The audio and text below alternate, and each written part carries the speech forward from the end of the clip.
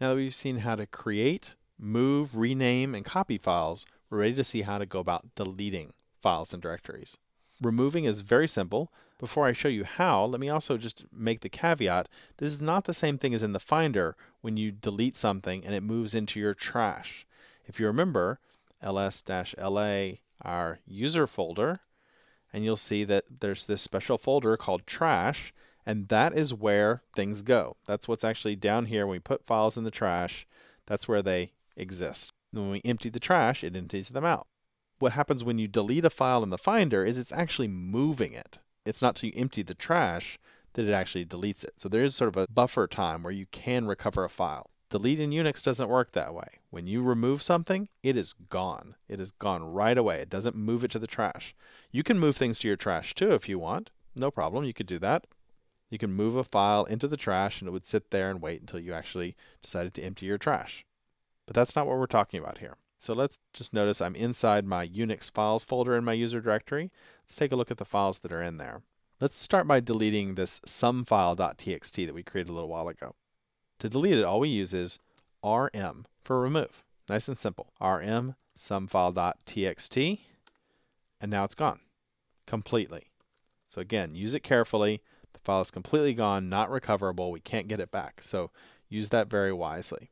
What about with directories? Well, let's try that. Let's try making a new directory. We'll call it delete me. Now we've made a directory, and now let's try removing it. Remove delete me. It doesn't work. It comes up and says, this is a directory.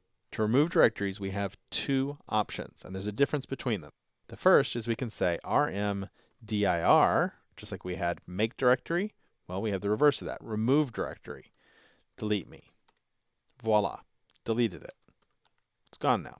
Now the one thing about remove directory is it will only remove directories that are empty.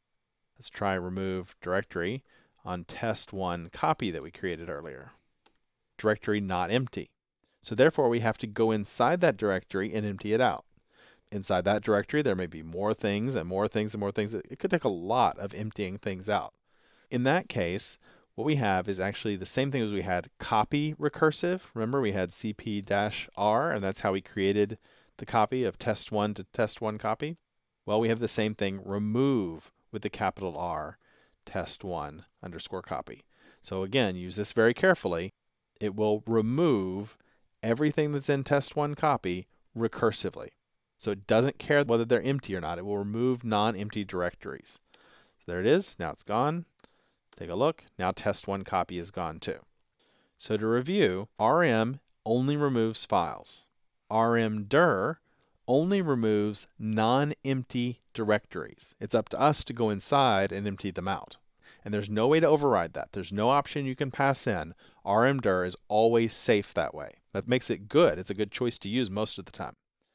rm-r is really powerful. That's the one that will remove files and directories recursively, and it doesn't care if the directories are empty by default. So just be careful with that one. That's the really powerful one that's a great tool to have in your toolbox, but just be careful as you're cutting away things. Make sure you don't accidentally cut away something you don't mean to.